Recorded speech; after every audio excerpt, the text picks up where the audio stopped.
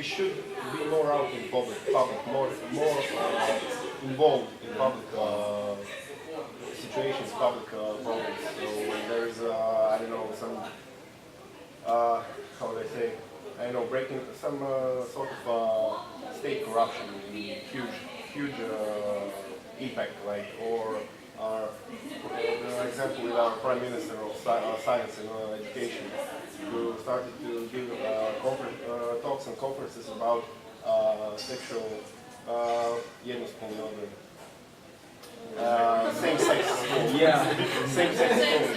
Yes, Yeah, we should react to that. We should be much more socially active and go out there and educate people why something like that would be negative.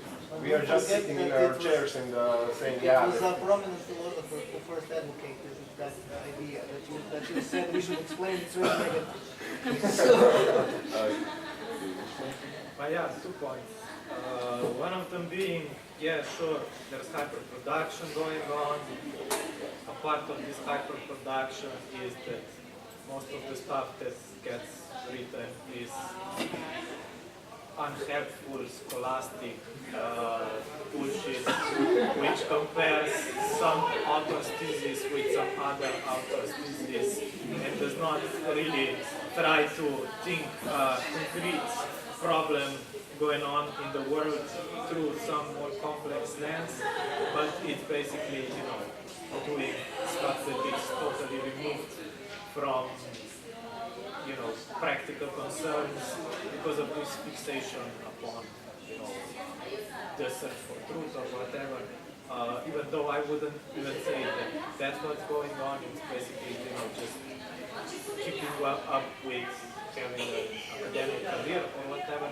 But the other issue here I find problematic is that, okay, when I say, you know, contemporary phenomena needs to be thought about, here I think quite a lot of you have talked about some public role of philosophy, but I think this stems from I'm sorry if I'm going to be a little bit, well, not so nice, from a very naive conception of the public sphere as it is, in the sense that here I think the presupposition is that the public sphere is some like ideal thing that, you know, probably also never happened in history, and okay, there are, you know, there's a period of the Enlightenment where this actually functioned, and then you had like early 20th century intellectuals and whatnot, but basically, I mean, I don't see how this can still function.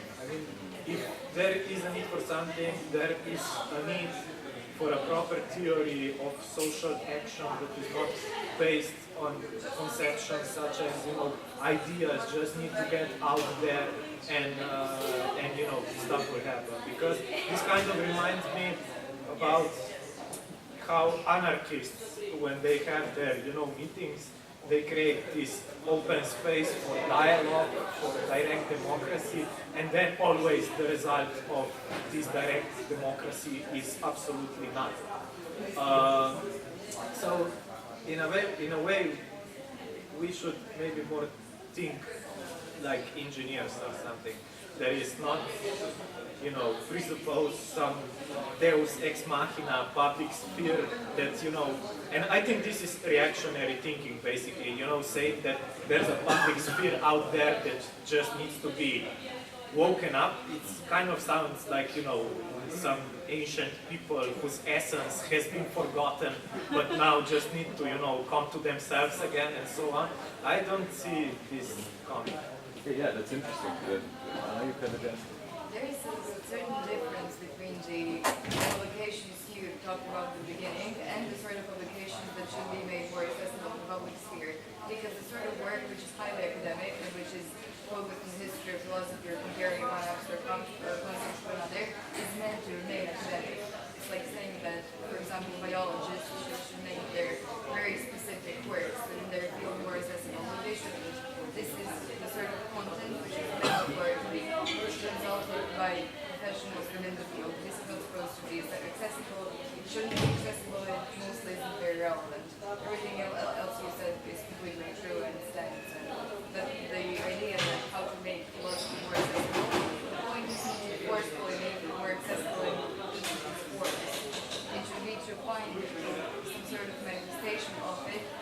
could have this sort of pragmatic, non-naive purpose.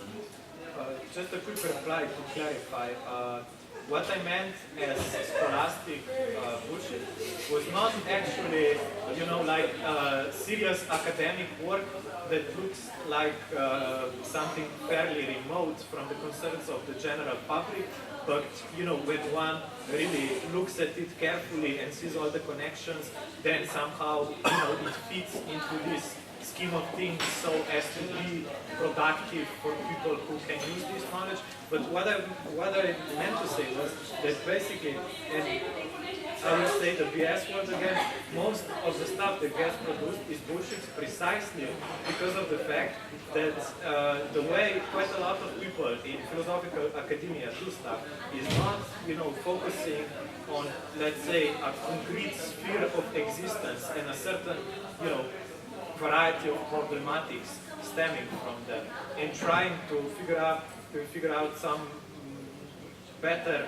approach to understanding a certain set of phenomena, but quite a large portion of work that gets done is basically a comparison of different theories, looking at a certain degree of logic, of greater or smaller logical consistency, while on the other hand, the phenomena itself somehow, recedes into the background without, if I want to sum it up in one phrase, I'd say there is either not enough empiricism or the wrong kind of empiricism, something like that. I want to comment on two things actually. So first of all, when you said, should we ask for more publicity? I think publicity is not something you should ask for. I think it should be a byproduct of your work. And second of all, like the one day of open day of philosophy, it reminds me of when little boys ask, why isn't there a men's day? Then I say, because like every day is your day. Yeah. And if you have just one day per year, it means something is wrong, Okay. I think that the whole assumption of this going out in public is positive, or like you're going to make things better in the long run, which I doubt is the case. Especially if you look at the people who are actually doing public philosophy, especially public ethics. So, on this point, I'm highly Nietzschean. So Nietzsche said that beyond good and evil, the philosophers are basically, subscribing to its own class ideology in most cases. And I think that's highly true. So if you look, I don't know, take some public philosopher who is doing, like Peter Singer or something like that. I think he's just, spreading whole ideology of his social class and his position. And to the extent that we now have at the big universities a lot of these bourgeois kids who are forming an effective altruism movement, thinking that they are doing good in the world, where they are actually just engaged in the worst possible ideology, not realizing that yet they are on the graduate level of philosophy course, so they should have gone through all the critical thinking, logic and everything. And all these things didn't make them more enlightened about themselves and their social position, rather they're just spreading what they are and their class position. I think this is one very, the assumption which we have to rethink when you say philosophy should engage in politics. I think that relates to your point about the minister who, despite doing philosophy, came out with the worst reaction. Okay, so maybe someone who we haven't heard so far. Also expecting philosophy, public maker. Tell us something.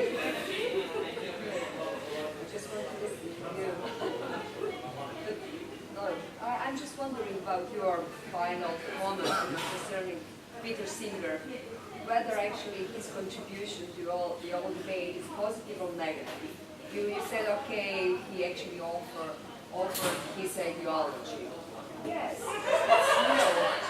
ideology that is, in some sense, opposite to some, let's say, predominant ideology. But I think it's a very, very conservative view.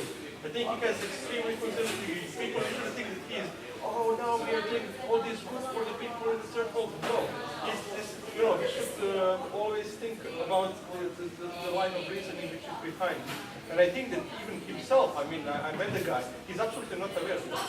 He's absolutely not aware that he's representing our typical position of his social class and the way to deal with these problems in the way they are usually dealt with. And what is the alternative, you know? Well, the You say, alternative okay, would no, be to rethought the system, which makes these people so poor, so destitute and exploitative and so on and so forth, rather than taking up a part of your cash which you earned on the Wall Street and giving it to the poor, saying, oh, now I'm more moral. you mean that there is one ideology we as philosophers need to do. There is no outlaw. I would like to offer here maybe not a definition of ideology, but a description why I agree with him, why Peter Singer is total ideology. It's the basic fact that the position from which he is speaking, that is, okay, we have this utilitarian ethics, effective altruism, blah, blah, blah, but then when he has absolutely no serious idea about political processes, about social structures, about